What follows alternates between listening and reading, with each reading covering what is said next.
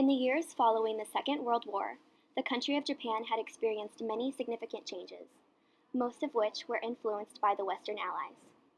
Under the U.S. Marshall Plan, America provided aid to the Japanese economy and allowed for Japan to begin exporting their manufactured products to the ever-increasingly affluent United States. It wasn't long until the Japanese industry adopted a manufacturing strategy that allowed them to flourish. They gained an edge by taking Western products, specifically electronics, and improving upon their design, then reselling them back to their Western trade partners for cheaper prices. Everyone wanted the Japanese products, regardless of the geographic location. Damn, this music is groovy. This new video game are so rad. I'm so glad to be in the electronics business. I'm just raking in the yen. Flash forward to the 1970s, and Japan's economy was booming thanks to their global domination in the electronics industry. In fact, they were named the king of global electronics industry. With such a strong and growing market, the Japanese people were euphoric and started investing heavily in the market. Location Japan. I think I'm going to buy some stocks today. Oh, I would like to join you as well, because I have been hearing that our economy is on the rise. I'll go too.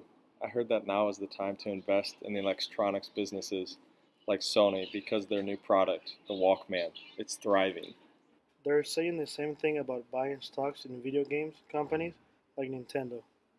You guys are right. Even a headline I saw yesterday was saying how well things are going. Experts are calling this an economic miracle. Sounds like we better get going then and start buying stocks so that we take advantage of this strong growing economy. The people of Japan watched firsthand as their investments made large profits thanks to the electronics-driven, fiercely strong economy. This enthusiasm led to more and more investment in the early 1980s. Nothing seemed like it could go wrong. Meanwhile, in America, things were not going nearly as well. Location, the United States. Look at the currency value. It's simply just too high. Our competitiveness is lacking in the global market. I know, but I'm not sure there is much that we can do about it. Our trade deficit with Japan and Western Europe is just ridiculous. Well, we must do something, or this country's gonna go to shit. Hang on, fellas. I think I have an idea. What if we develop an agreement between the G5 nations? You know, like West Germany, Japan, France, and the UK. An agreement? For what? An agreement that proposes a devaluation of U.S. currency. This move would allow for us to improve our current account standing against these countries, leaning us out of the deficits and improving our trade picture. The other nations will surely experience some benefit in the deal as well. We just have to convince them. You may be onto something here. I propose that we call this agreement the Plaza Accord and move to devalue the U.S. currency immediately. The Plaza Accord was passed and signed by West Germany, France, the United Kingdom, Japan, and the United States in 1985. The purpose of this agreement was to help the United States reduce its trade deficit with Western Europe and Japan, though it was only majorly successful in trades with Western Europe. However, there were many adverse effects to multiple global economies as a result to this deal.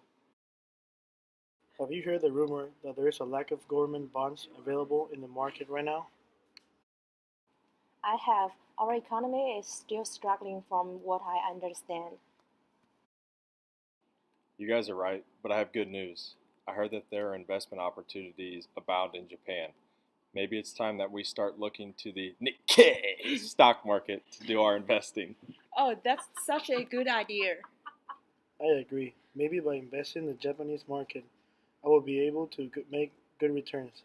After all, they are still experiencing such strong economic growth thanks to the boom of all their electronics. In sheer panic from the lack of U.S. government bonds available following the Plaza Accord, many American investors chose to invest in the Nikkei stock market of Japan. Though this was great for these investors, it soon spelled the beginning of trouble for Japan. Location, Japan. Our next report has dropped dramatically ever since the Plaza Accord was signed. You're right. The value of yuan is continually on the rise, and our products have become relatively overpriced in the marketplace. God damn it. I guess the US got a bit of what they were looking for. Fuck. We must do something. I'm afraid if we don't, we will see the downturn in our economy and our way of life. Any ideas? Well, as Bank of Japan officials, we do have some pull, you know? What if we chose to lower the interest rate and engage in some monetary easing practices in order to stimulate the economy? What a good idea. The lower interest rate will encourage people to invest in the stock market as well as in the land. That should definitely help reverse any of the trouble we have been through right now. Good call, buddy. What could possibly go wrong?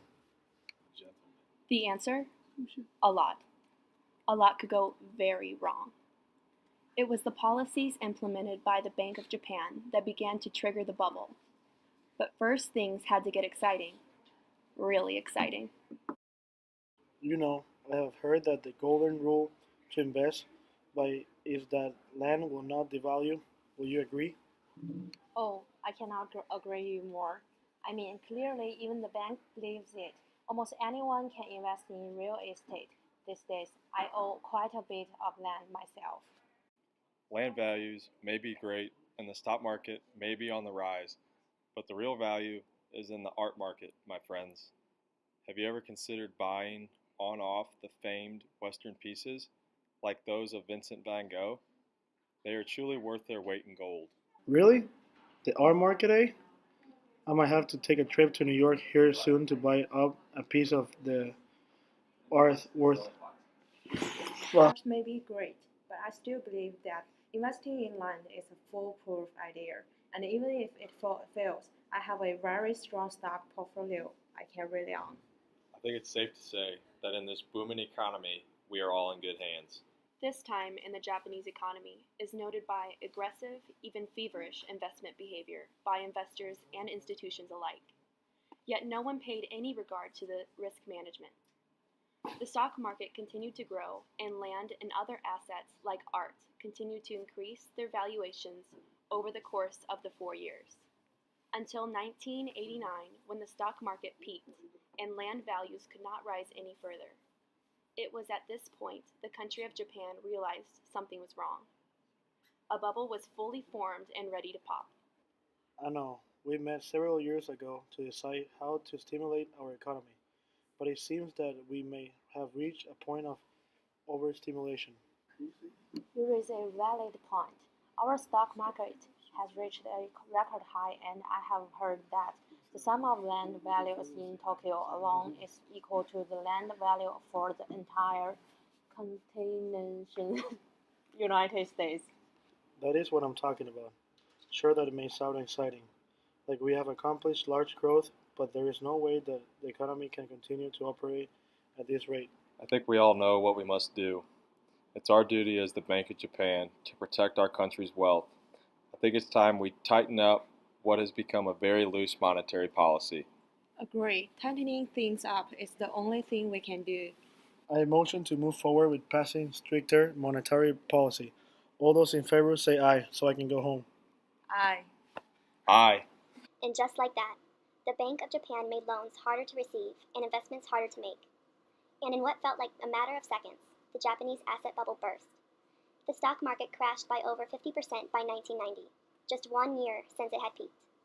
When the market crashed, land values, as well as other asset values like art, plummeted right along with it. All the loans to buy land with credit went bad, and the Japanese banking system and the overall economy took a major hit. Individual investors lost more than a lifetime's worth of money, and Japanese companies either went bankrupt or functioned as zombie companies, who barely survived off of government subsidies. This post-bubble era has come to be known as the lost decades, as it wasn't until nearly 25 years later that the Japanese market and economy have made it close to a full recovery.